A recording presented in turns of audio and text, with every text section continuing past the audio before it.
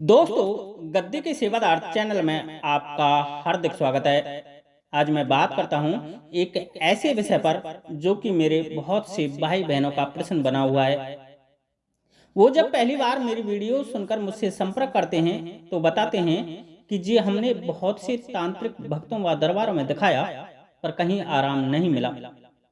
हम तो मेहंदीपुर बालाजी में भी जाकर के कई कई पेशी पड़वा चुके हैं, लेकिन फिर भी स्थिति ज्यों की त्यों है। हमने तो हजारों तांत्रिक भक्तों को दिखा लिया, फिर भी हमारी समस्या किसी पर भी खत्म नहीं हुई है। क्या आप हमारा इलाज कर दोगे या किसी अच्छे भगत तांत्रिक से हमारा इलाज करवा दोगे? यदि आप गारंटी से काम करवा दें तो हम आ जाएं, नहीं तो ठग तो बहुत जगह गए हैं। हमें तो वही भगत ठीक कर सकता है जो माना हुआ हो, जो श्रेष्ठ हो व ताकतवर हो।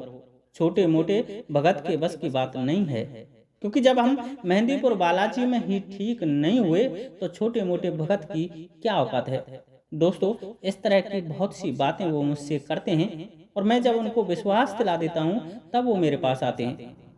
अब तक मेरे पास कम से कम 1000 1500 व्यक्ति मेरी वीडियो सुनकर मुझसे मदद ले चुके हैं। उनमें से 30-35 लोग ऐसे भी हैं जिनको कि आराम नहीं मिला, जिनका कि 5 से 7 हजार रुपये खर्च भी हो गया, लेकिन उनको आराम नहीं मिला, क्योंकि इनके यहाँ विगत 35-35 साल से 40-40 साल से चौकी बिठाई गई थी, मसान की, खब्बिस की या ब्रह्म राक्षस जैसी ताकतवर आत्माओं की। और इसी कारण आज तक ये लोग किसी भी दरबार भगत व तांत्रिक पर सही नहीं हुए। किंतु इनको मुझसे विश्वास खत्म नहीं करना चाहिए। मैंने यदि इनको किसी भगत तांत्रिक से दिखाया और मान लो आपके 5-7 हजार रुपये खर्च हो भी गए, तो भी आप लोगों को मुझसे विश्वास खत्म नहीं करना चाहिए। आप और लोगों की तरह मुझे ना समझें कि यार वहाँ भी हम ठग गए, लुट गए।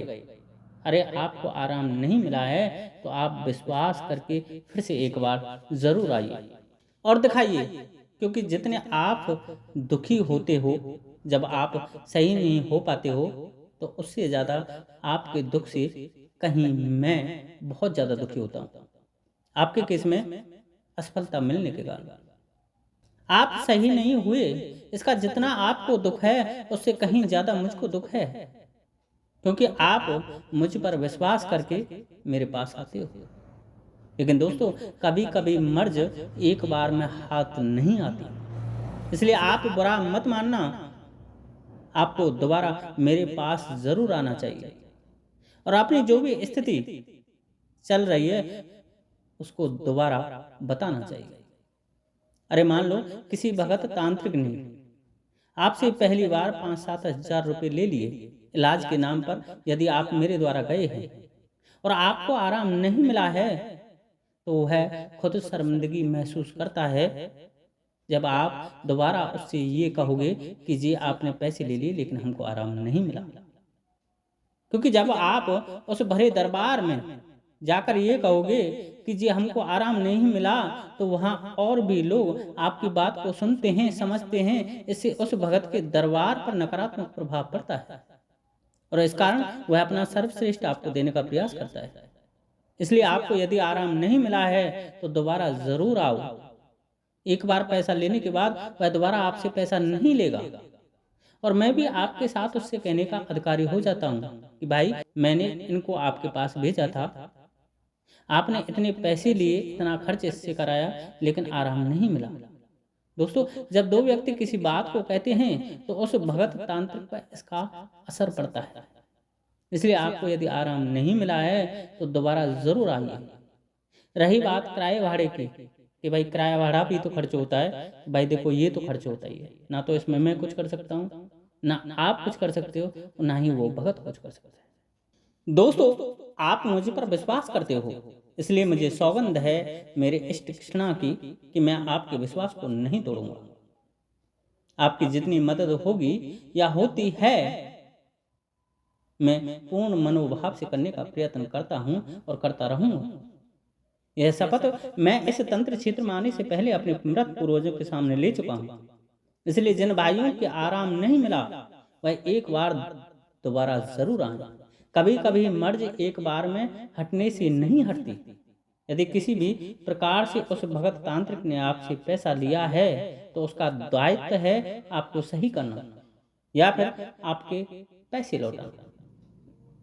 और दूसरा, आप भी समझते हो कि डॉक्टर भी 100 में से 90 ही व्यक्तियों को ठीक कर पाता है, 100 में से 100 नहीं।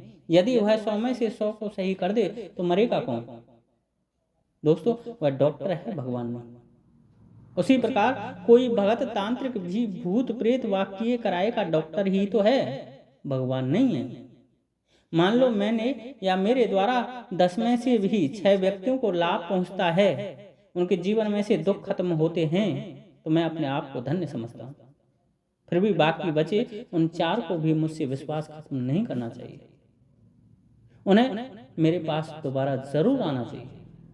मैं अपना सर्वश्रेष्ठ देने का प्रयास करता हूँ और करता रहूंगा। मर्ज एक डॉक्टर से नहीं तो दूसरे डॉक्टर की जरूर समझ में आएगी। पहले पैसे लिए हैं तो बहुत से व्यक्ति पैसे भी नहीं लेते, लेकिन बहुत रोगी को भी यह होता है कि यदि हमने बिना पैसे की दवाई ले ली तो शायद वो आराम नहीं करे। दोस्तों, मैं अपना सर्वश्रेष्ठ देने का प्रयास करता हूँ और करता रहूंगा। यह मेरी अटूट प्रतिज्ञा है। चैनल चले या ना चले, मैं अपने स्वभाव को नहीं छोड़ सकता। आज के लिए इतना ही। जय श्री राधे, जय श्री कृष्णा, जय माता की, जय गद्दी के सेवादार की।